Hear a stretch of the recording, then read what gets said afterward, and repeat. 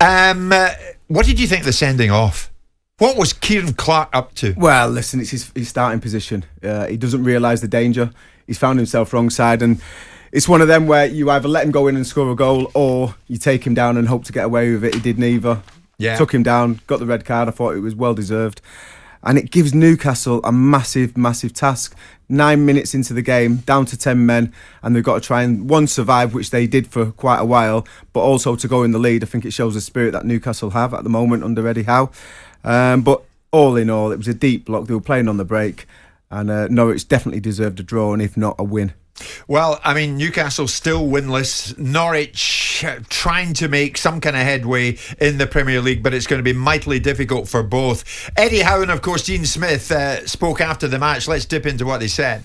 We were desperate for 3 points today, but we've got the one. But I think I have to cling to what I've seen in terms of what the players have delivered, the spirit, in terms of giving more. Probably than they felt they were physically capable of, but they gave it tonight, and we're going to just need that in the battle that we have ahead. We just concentrate on the next game now. We knew that it was a big game tonight, probably bigger for Newcastle than ourselves because they haven't won this season yet. It keeps our unbeaten run going. Defensively, I thought we were good. Didn't give away many chances. I told them to keep their heads at half time because any little touch they would be looking to get free kicks and set pieces, and that's where they end up getting their goal from. But the perseverance and the character of the players is there for all to see. Kept battling away and, got a point in the end. So they did. But Simon, when you look at it, Newcastle still winless. Norwich remain unbeaten in 4 games. Do either side have any cause for optimism when it comes to beating the drop?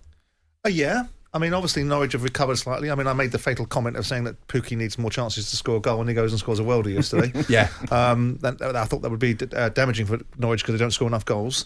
I think Newcastle can take a lot from that game because ultimately, the spirit of the side, they would have expected to win this game going into it or hoped to win it and start breaking the mould of where they are.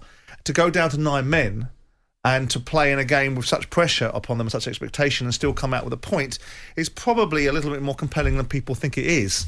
Because ultimately, 9 men, going down to 10 men, changes the game completely.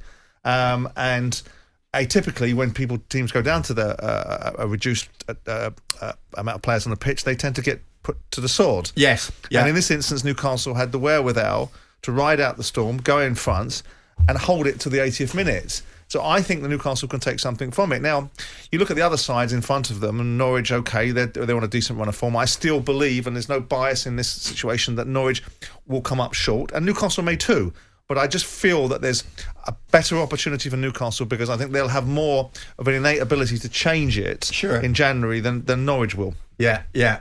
I fear for both of them, to be quite honest, Trevor. Yeah, I'm with you, Jim. I think both teams are struggling. I look at the performance last night from Norwich, and they did have 69% possession. They were playing against a team with 1 man less, but they still found it very difficult to break Newcastle down and to create good chances. And they don't score enough goals, and more often than not, the goal scorer is going to be Pukki. So if they need more threat going forward, I would say they need to bring somebody in who can score goals and add to that threat going forward in January. The only fear I would say for Newcastle is, you look at the games coming up: Burnley, Leicester, Liverpool, Manchester City, Manchester United, Everton, and then you get to January. Yeah. I think they could be disjointed by then. They could be cut apart. I don't think the sides are going to get away from them. If you look at the side that's directly above them, okay, which is Watford, look who the next 2 games are. Watford have got Chelsea and Man City. So they can plausibly come out of both of those games with nothing. So the gap doesn't get wider. It's about staying in touch with the team that's 4th from bottom. Yeah. And I don't see Watford pulling away. Leeds have got a result last night. Leeds won last night. That was crucial. Right, which was a crucial situation. So you look at it and say, whilst they've got this horrible run of games, Newcastle, it's a difficult one. I heard you talking earlier on about the Burnley game. If they can get 3 points against Burnley, all of a sudden they start to get themselves within touching distance. A game's difference between the two sides. You think one of the two, Norwich probably more than Newcastle, will survive? No, you give them both a chance. I think they both. I think no. My view is, and people say, well, why did you pick Newcastle over Norwich? It's just an innate feeling, probably because I've been so vitriolic about Newcastle's takeover and the ownership model that I expect it to blow up in my face. And by the same token, I also expect that they will be able to make a big impact and a dent in the transfer market in January if they so choose. Yeah. My view is, honestly, if I'm being pinned down to it, I wasn't enamoured of Eddie Howe's appointment. I think the distinct possibility is Newcastle will go down, but I'm sort of oddsing it a little bit because I think that juxtaposition, they have the ability to change the direction of travel, and I'm not sure Norwich do. It's easier said than done, that, isn't it? You know, talking January transfer window, bringing in players that are not just good players, they've got to be men who are ready to take responsibility, because it's a difficult environment to come into. A relegation battle, you've got, 4 or 5 months to turn it around for the club, and you can't take time. We're talking about Jack Grealish later, who's taking a bit of time to get used to Manchester City. You can't take time. You almost need to hit the ground running. What do you think of a side that is not losing 50% of its games? Newcastle are not losing. They're drawing a lot of games. So it won't take much to kick those draws into wins. And one of them should have been Brighton when they were dreadfully unlucky. The guy's through on goal and gets pulled down by the goalkeeper, and that would have been 2-1 to Newcastle. Should have, would have, could have. Should have, would have, could have. But what I'm saying is, you build. They're not a million miles away anyway. They're not a million miles away. Sure. Jim White and Simon Jordan, Monday to Thursday morning, 10 till 1.